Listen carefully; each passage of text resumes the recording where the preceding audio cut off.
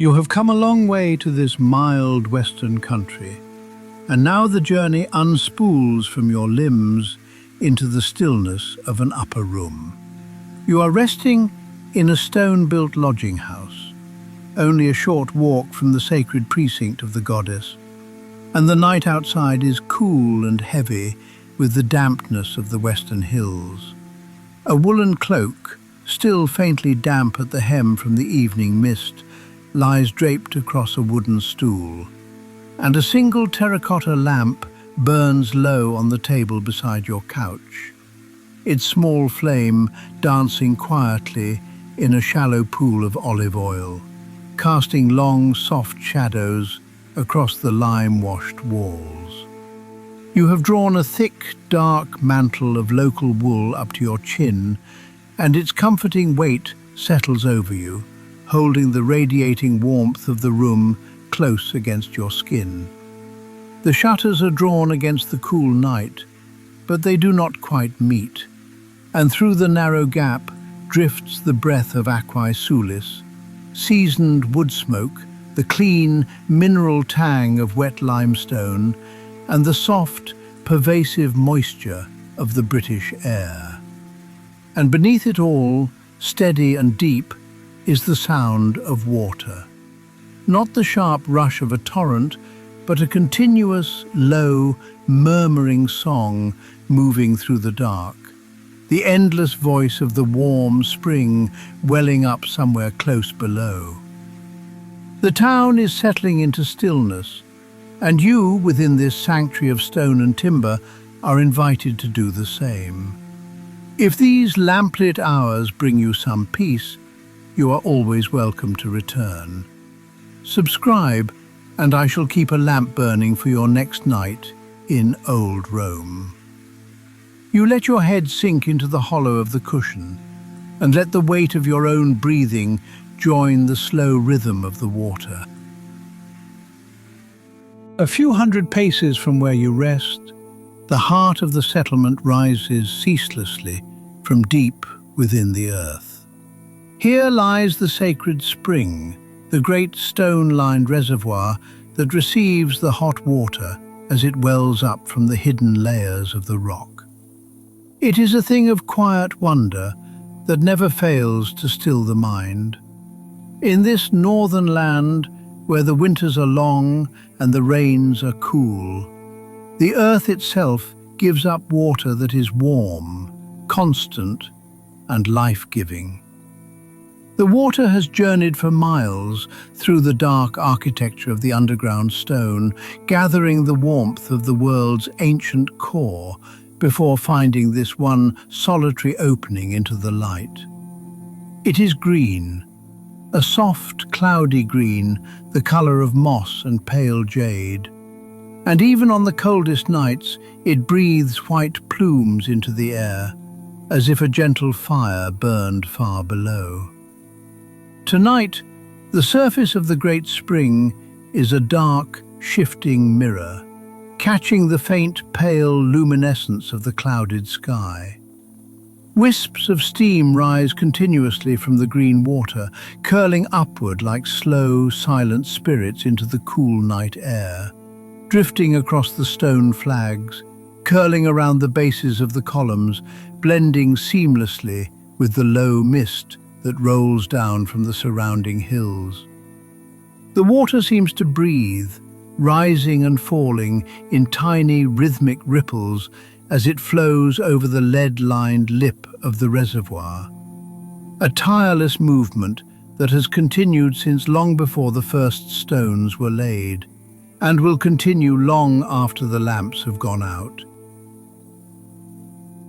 Close to the steaming spring, on a low podium of dressed stone, stands the temple of Sulis Minerva. It is not a vast monument, but a small classical temple, perfectly proportioned, its columns rising into the misty night. The precinct around it is a colonnaded square, the paving slick with condensed moisture, and the smell of wet limestone mingles with wood smoke and something faintly sweet. old incense, old offerings sunk into the stone. High above the columns, set into the great carved pediment, a face gazes out toward the spring. It is a strange and ancient-seeming face, broad and bearded, with wide, unblinking eyes, and around the head writhe carved serpents and great sweeping wings, coiling and twisting in a complex dance of stone that seems almost to move in the shifting lamplight. No one now can tell you with certainty every meaning it holds, but you feel it watching, not in menace, but in steady, patient guardianship, like the face of the spring itself given form. Before the temple stands the altar, a simple block of stone darkened by the smoke of many evening offerings, and there, even now, a single oil lamp burns with a flame so still it seems painted onto the dark. That small light is the heartbeat of the sanctuary at this hour, a sign that the goddess is attended, that the night is held safely in her keeping. And who is she? The one who waits behind that quiet lamp. She is two named, but one being, Sulis Minerva. To the old folk of the hills, the Dabuni who have known the spring for generations, she is Sulis, the mother of the warm waters, the one who heats them from within the earth, who brings comfort to the cold and light to the dark, and who hears the quiet pleas of those who come to her. To the citizens who have crossed the sea from Gaul and Italy and Spain, she is Minerva, the goddess of wisdom, of skill, of the clear and ordered mind. When the Romans built their town of healing stone, they saw in the old British goddess a kindred face, and joined the two names together with a natural piety. So in this quiet valley, the two have become one, Sulis Minerva, a mother of warm waters and a giver of health, a keeper of what is fair and whole. She is not a goddess of storms or battles, but she understands the weariness of the human frame and the simple desire for comfort. She knows the ache in a bent knee, the tiredness in an old soldier's bones, the small injustice that sits in the heart like a stone. And she listens. All night she listens, while the spring keeps breathing its warmth into the cool British air, and her name is whispered by the running water, a soothing, repetitive syllable that carries away the small cares of the day.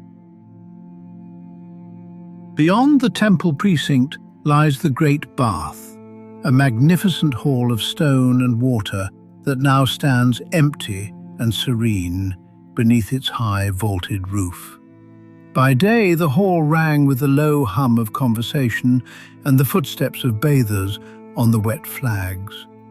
Now the long rectangular pool, lined entirely with heavy sheets of dark lead, is perfectly still. The water within it is deep and clear, warm and mineral-scented, catching the shadow of the great hollow-tiled vault that arches high overhead.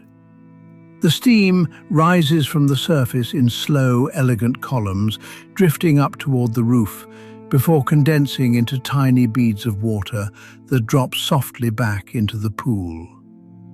At the far end, the overflow of the spring runs endlessly over the stone lip and away down a great stone drain, a smooth, dark channel that carries the surplus water out beneath the flagstones toward the river in the valley below. Its sound a steady, rhythmic sigh that echoes softly under the vaulted ceiling. Around the main pool, the smaller chambers sleep in their own darkness. The caldarium, the hot room where the air was thick with heat and the scent of olive oil, its marble benches cool now to the touch.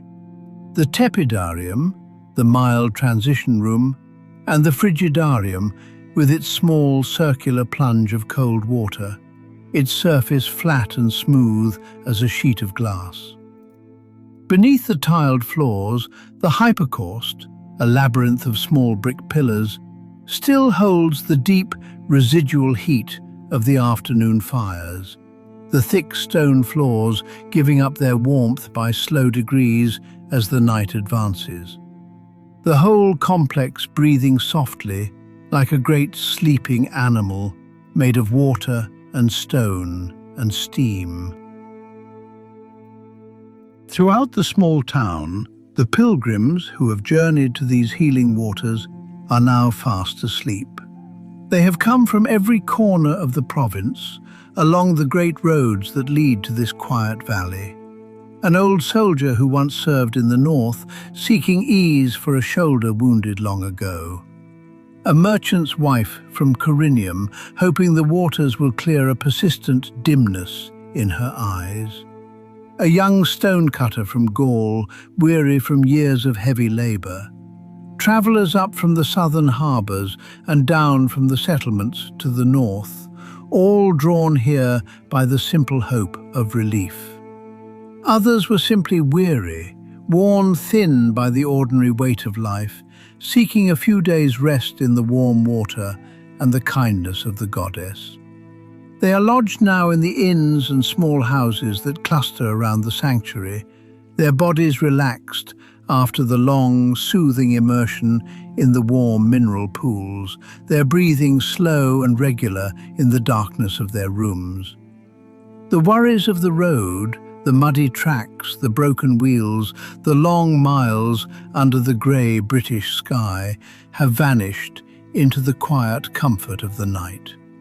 They rest with the hopeful certainty that the goddess has heard their silent prayers, and that the warm green water will continue its quiet work of renewal while they sleep.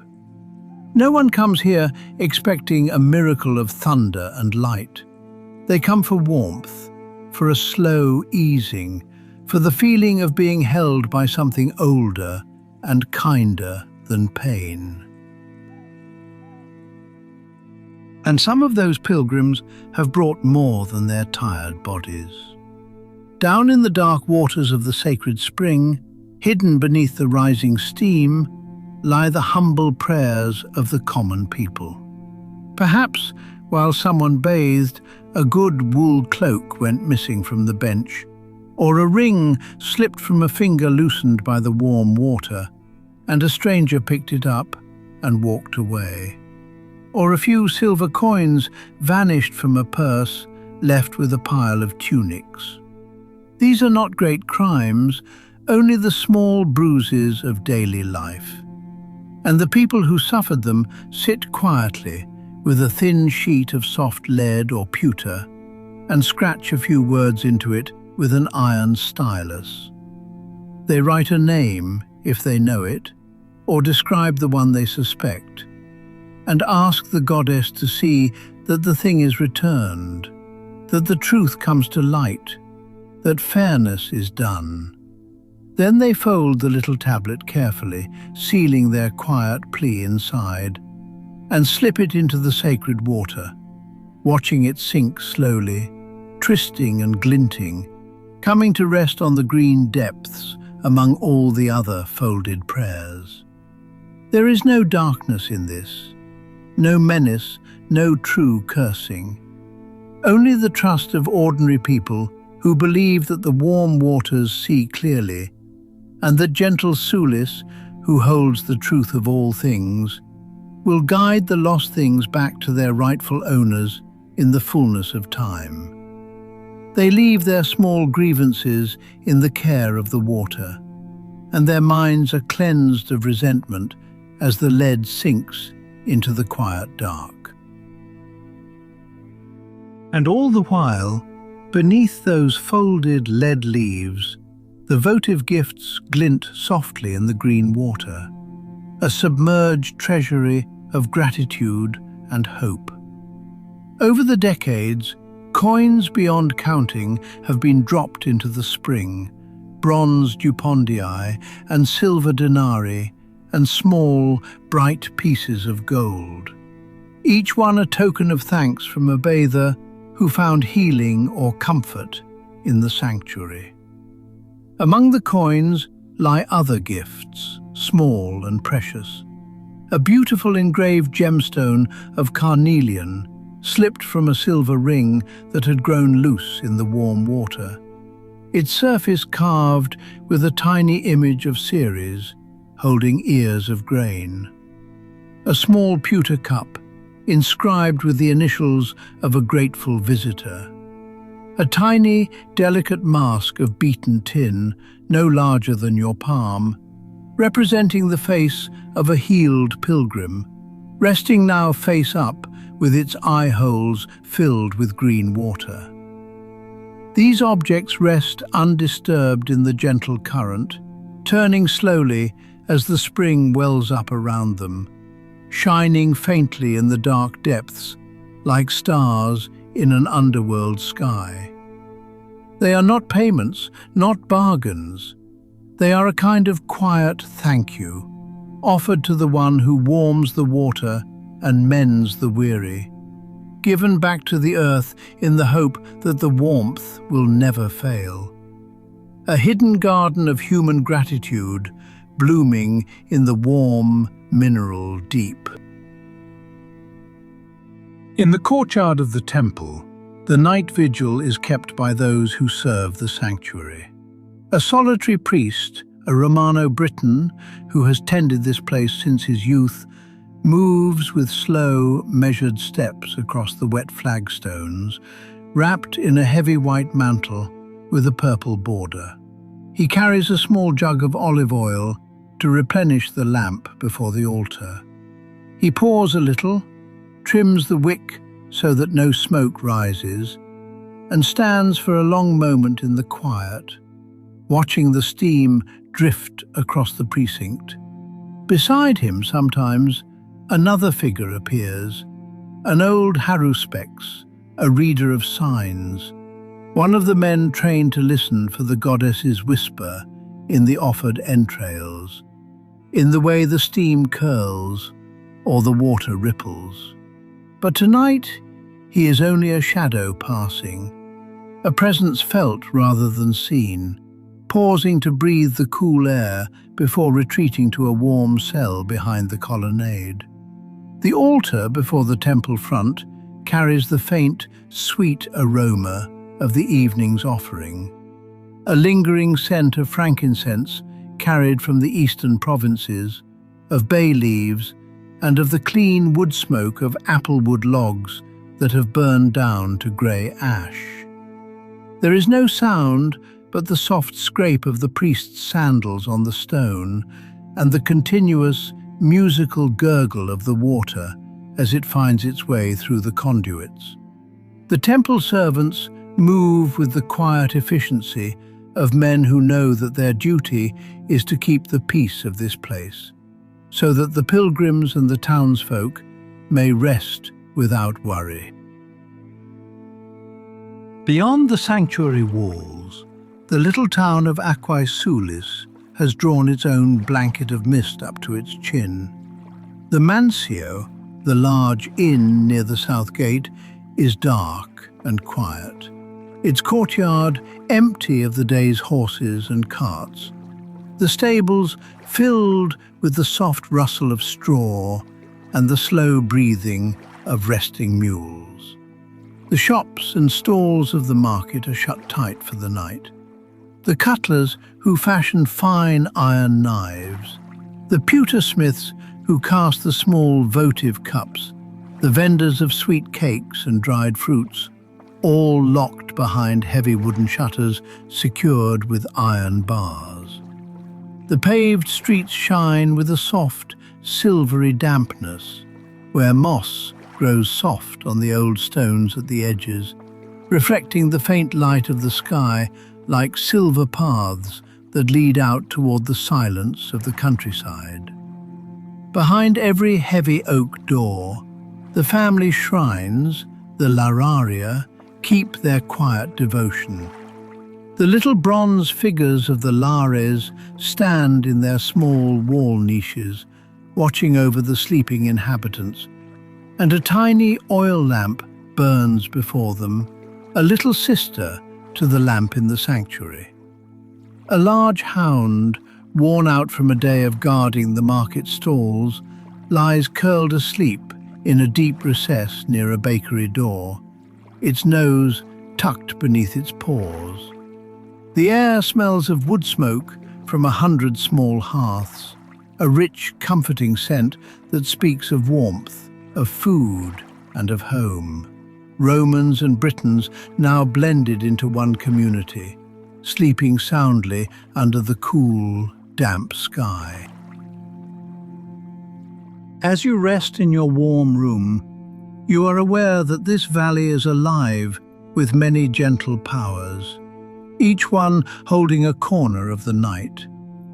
Beyond the great temple of Sulis Minerva, there are smaller shrines dedicated to the Suleviae, the kindly mother goddesses who protect the home and the fields, often carved in stone with baskets of fruit resting in their laps. Tonight, the mist curls around their altars as tenderly as a child's breath. High above the mist, though you cannot see her, the goddess Luna moves slowly across the sky. Her pale, silvery light filtered through the thin cloud that never quite parts over Britannia. In the deep woods that cover the hills, Diana of the wild places tracks the silent deer through the ash and the oak, her silver arrows quiet in her quiver, her hounds still in the dripping bracken. And down at the crossroads, near the market stalls, a small altar honors Mercury, the guide of travellers and traders, alongside his gentle British companion Rosmerta, who holds a cornucopia filled with the abundance of the earth. The nymphs of the waters move in the steam of the spring, their soft laughter heard in the gentle bubbling of the pool. These spirits do not crowd the mind, they seem to blend together into a singular protective presence, a genius loci that guards the valley and all who sleep within it. A web of kindness, old and new, native and Roman, woven together by the simple fact of this one warm spring in a cool, green land. Let your hearing drift now, beyond the shutters, beyond the town, down to the river. Below the terrace on which Aquae Sulis rests, the valley opens into wide, flat water meadows, and through those meadows the river winds slowly westward under a low scarf of mist, moving with a glassy, unhurried glide toward the far-off sea. Its name in the old tongue is soft, like the sound the water makes sliding over the weedy stones. The trees that line its banks are dark shapes in the mist, oak and ash and alder, their leaves dripping slowly, steadily onto the wet earth. An owl calls somewhere far off, a single low note that asks nothing and expects no answer. And then the silence flows back, like water closing over a stone. Beyond the river, the wooded green hills of the Dabuni country rise dark and heavy around the valley, their slopes clothed in thick forests of oak and ash and hazel. And the British people who lived among these valleys long before the first Roman road was laid sleep under the same mist, their fields of spelt and barley quiet, their cattle huddled warm beneath the trees. And cutting straight through that dark country, a pale line that gleams faintly even under cloud, the great road runs north to south. The Fosse Way, the old spine of the province, carrying tonight nothing but moonlight and mist. Somewhere miles away, another traveller walks that road, a lamp left burning at a distant gate to guide him. And you feel no distance between you, only the shared stillness of a night that covers everything. High above the mist, the night sky over Britannia is a soft, dark canopy, vast and unhurried, heavy with cloud, but never threatening. The mist that rises from the river and the steam that rises from the spring meet the low clouds and mingle, so that the boundary between earth and sky blurs into a single soft blanket. The stars, if they are there, are mostly hidden, but you do not need to see them. You can feel the slow turn of the night, the deep, quiet breath of a land at rest. The steam rises from the sacred pool in a continuous white plume, and for a moment you imagine it as a great column of breath, the exhalation of the goddess herself, reaching up to touch the cool, damp sky. And the cool air of Britannia is full of small, tender scents. The clean damp of wet wool from your cloak, the faint tang of the lamp's olive oil, and beneath it all, the unmistakable mineral breath of the hot spring, like warm stone after rain. You remember, as your thoughts begin to loosen, the simple supper you ate a few hours ago. Good brown bread, a wedge of hard cheese, an apple that tasted of autumn, a little honey drizzled from a wooden spoon.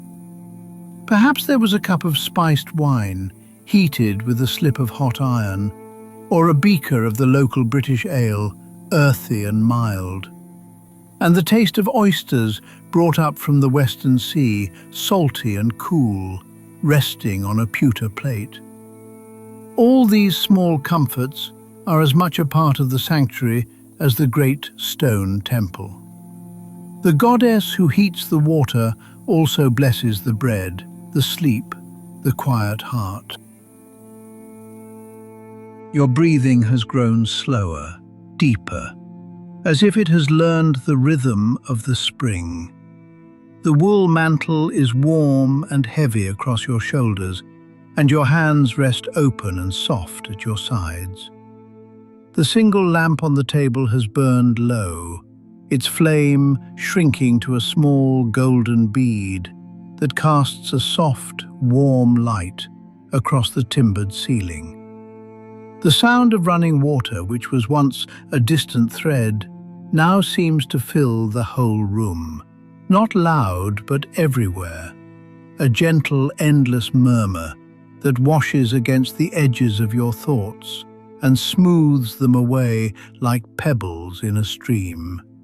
You no longer need to picture the sanctuary. It is simply there, present and steady.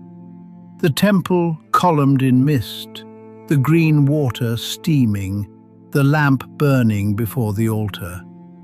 And you, resting in your upper room, are part of it. A pilgrim like the others, held in the warm, cupped hand of the night.